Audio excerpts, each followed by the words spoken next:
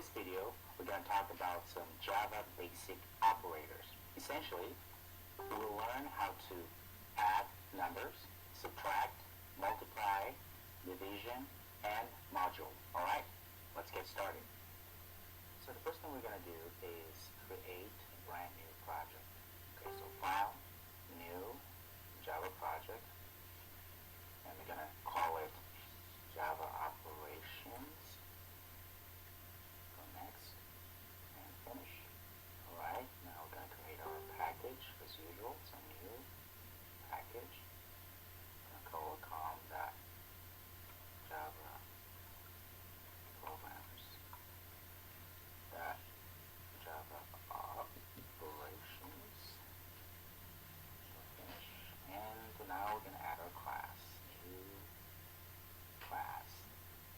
Alright, so now let's add our class name. We're going to call it Java Operation. Well, we just call them operations. Okay, make sure our main is checked. Go next.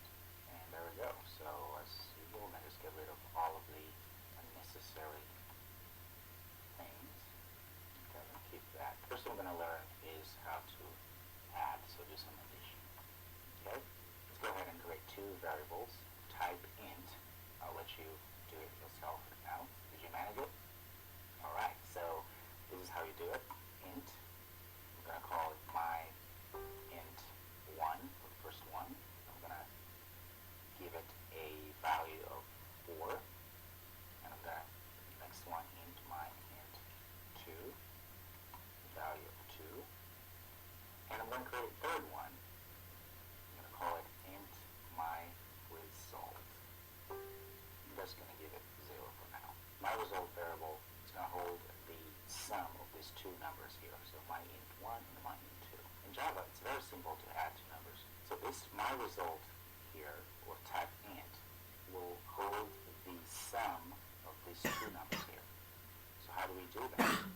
Well, we say my result is equal to my int1 plus my int2. And we go system.out.println, and we pass in our result here. But we want to make it a little bit prettier, so what we're going to do is glue together a string that says result is calling. I'm going to concatenate that and put my result here. Our first variable here, which holds 4 of type int, our second one, and then my result is we're just adding 0 to initialize it, and then we take this my result here and we say, well, give us the sum of my int1 and my int2.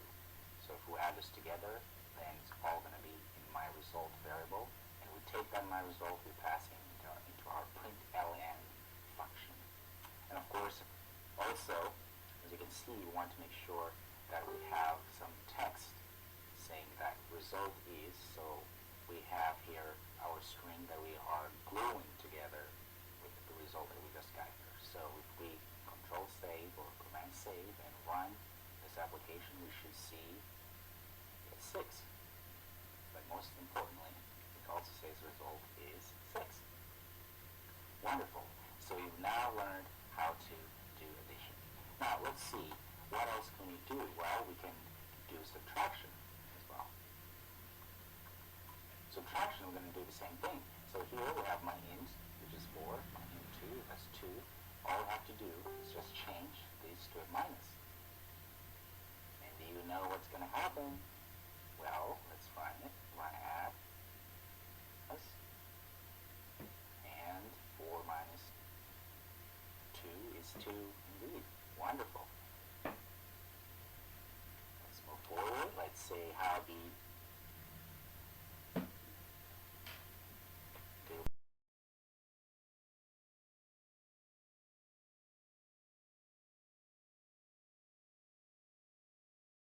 multiplication.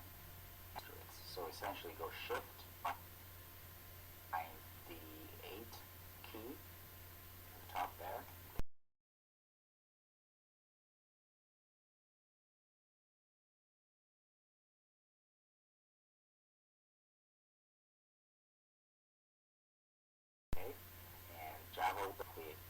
we'll save again and run. We should see 8. There we go.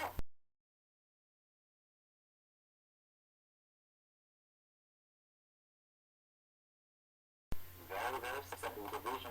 All we do, we just put a forward slash. Okay, that's our division. What do you think is going to happen now? Let's see. You can go ahead and save again and run as. And there's 2. Is 4 divided by 2 is 2. Now let's talk about the module. The module is essentially a remainder.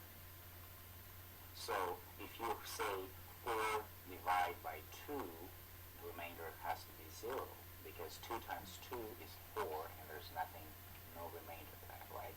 In Java, the way you do remainders is also very simple. We use the percentage sign, as you can see here. So you can shift, go 5, you see that percentage sign there. What this will do, it will then say, okay, we'll take my int, which is 4, and we say module this. So it's saying find the remainder when we divide these two numbers, and put that result here, just like we were doing with other operations. Okay, in this case, if we just save, go run as, we should get 0, right? Because, well, 4 divided by 2 is 2, and 2 times 2 is 4, so there's no remainder, per se. Well, let's say if we change this to 7, save, run again, we should get 1. Yes, because 7 divided by 2 has to be 3. 3 times 2 is 6, the remainder of 1. Great. Now you've learned how to add, subtract, multiply, divide, and find the remainder for the module. In the next video, we'll continue to talk about basic operators. But in this case, we're going to talk about relational operators.